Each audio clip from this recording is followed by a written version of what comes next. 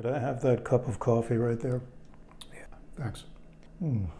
This is my favorite coffee cup because it was made for me by my son when he was 6 years old. You can't get another beauty just like that, you know.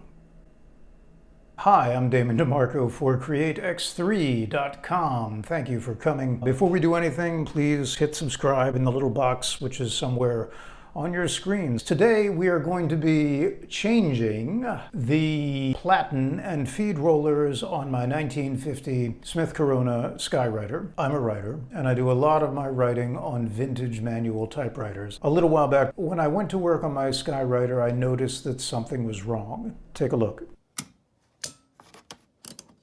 When I went to load the paper was not being grabbed by the platen, which is the big thick roller that the paper winds through, and the feed rollers, which are the hidden little tiny rubber rollers that brush up against the platen and crank the paper through. The platen on this machine is very old and very beaten up. Typically what happens with a vintage manual typewriter, the rubber parts, they get old and they harden with age. And at least in the case of the platen and the feed rollers, they get a little slippery. They don't grab onto the paper the way that fresh rubber would. So it's time to change the platen, and if you're going to do that, you might as well change the feed rollers. The question is, how? I made the decision early on with this machine that I was going to ship out the platen and feed rollers to J.J. Short and Associates. They're one of the best players in the game for refurbishing platens and feed rollers on typewriters. So now it's a question of getting the platen and the feed rollers out of the machine. The first thing that I always do is check the line spacing mechanism, because on certain older machines what happens is when you pull the platen out, the line spacing mechanism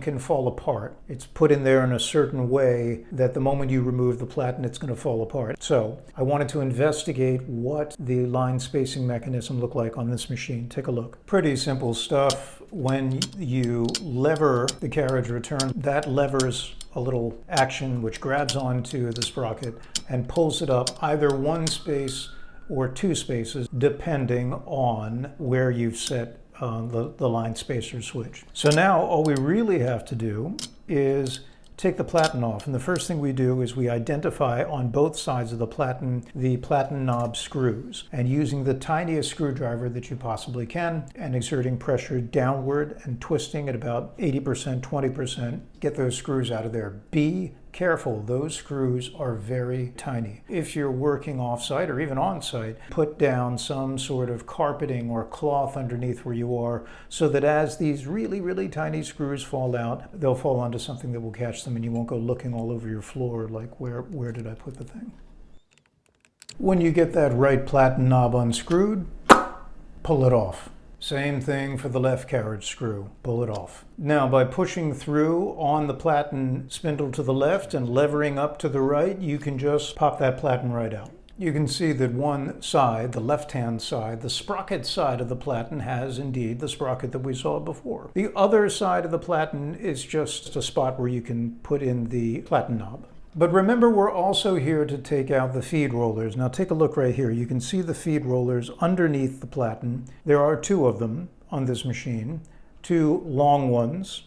I thought that on this model, the feed rollers would just come right out and I wouldn't have to do anything beyond that. Not so. Turns out that the entire paper pan has to be pulled up so that you can then punch or guide the silvery plate with the two rollers out. Very important to keep in mind that the paper pan is attached to the typewriter using a spring. You do not want to stretch that spring overly much. Don't yank it out, because what will happen is it will then not be able to put the proper amount of tension on the paper pan when you hit the paper release lever. And it may be a little bit awkward, but just kind of rest the paper pan up as you pull the feed rollers out.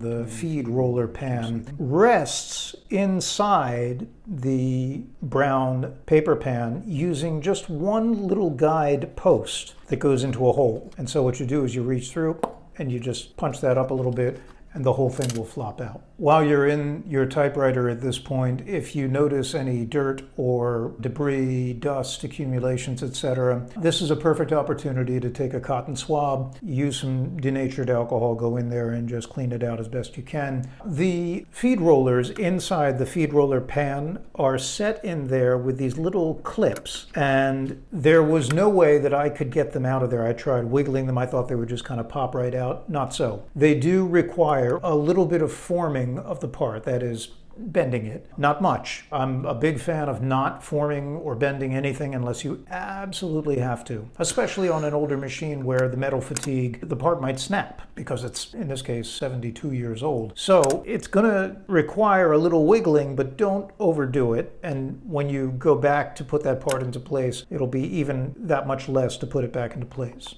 I just used a small screwdriver. It didn't require a whole lot of tension, so I didn't go overboard. I just used a flathead screwdriver. The rollers did eventually pop out, and so the paper tray is now empty. I put a piece of tape over the hinges that I bent up just a little bit so that I remembered that these are in fact the ones that I bent up, and therefore I should bend them back down again. So now before we ship the Platen off, we want to take the ends off, the sprocket end and the other end. There's a little washer here that I took off. I returned it to the proper position later. These are just flathead screws, 3 to a side.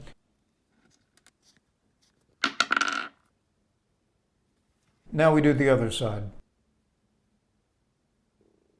The platen is just wood. It's a dowel, that's it. And the outside, as you can see here, is covered in rubber. So that's all that a typewriter platen is. So part one of the job is finished. The platen's out, the feed rollers are out. Time to package up the typewriter again, put everything into a padded envelope, seal it up, send the parts out to J.J. Short, wait a couple of weeks for them to come back. It usually takes about 2 weeks. I'm Damon DeMarco for CreateX3.com. Part 2 of this series on how to change the platen feed rollers on a 1950 Smith-Corona Skyriter is coming up right after this. Thanks for watching. Please be sure to hit subscribe. Stay happy, stay healthy, and stay creative.